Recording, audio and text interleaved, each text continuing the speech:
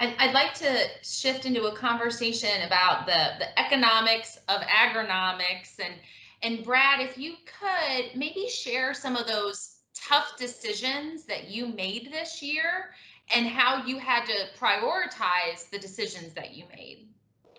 So, like I said earlier, we had a great end of April, the start of May. So we had all of our corn fertilizer on with strip tilling this year. Everything was banded to go to corn, and then we planted corn up till June 4th, and that's kind of our deadline. And we still had about 200 acres to decide whether we're going to plant corn or we're going to go to beans. And we decided to switch to beans just by looking at the economics and the price of corn at the time. And I mean, last year we planted corn in June and it didn't do so hot, but it's different year in and year out. So we decided to switch to beans, having the corn fertilizer on there, and so far it's worked great. I mean, our beans look good. I think we've made the right decision, but that's just looking at the basics, talking to Lee about what beans we should do. Are we going to be okay with having that much nitrogen out there?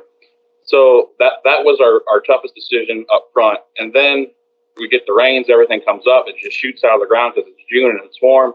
And now since we have a good crop, we've taken care of our crop. I mean, we've still made our fungicide passes. We've done everything that we can to make sure that we have a good crop here. Now it's just in Mother Nature's hands here to finish it out for us. But it's just nice to have that relationship with Lee and with WinField to be able to make those changes on the fly. We come up with a plan every year, and it doesn't seem like it works out, especially these last 2 years. But it's just nice to be able to have that backup plan so we can make that change pretty much seamlessly and just keep on rolling. Right. Well, and Lee, as those hurdles kind of pop up, and also as that focus on ROI, it feels like it just keeps getting tighter and tighter. What tools are you using to really help farmers evaluate ROI of those decisions? Well, we're using the field forecasting tool, I guess, is a big one to determine the right rates of nitrogen. We can run scenarios of multiple rates of nitrogen at different times to see which one's going to pay off without actually going to the field and spending the money. It gives us an estimated ROI on that application so you can fine tune it. We're constantly monitoring satellite imagery, seeing if there's weak spots out in the field to know if we need to go look at the field and determine what's going on.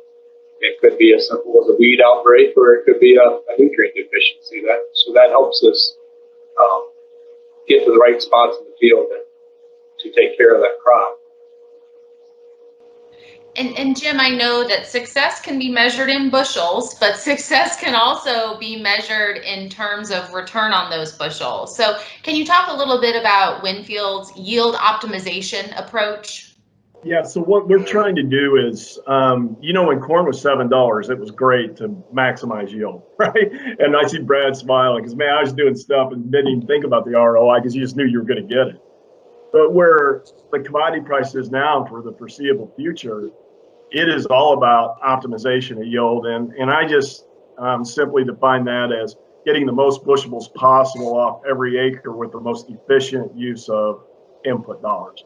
Now, you noticed I didn't say least cost, because if you try to go to a cost-only approach to this market, you're going to fail. You've got to optimize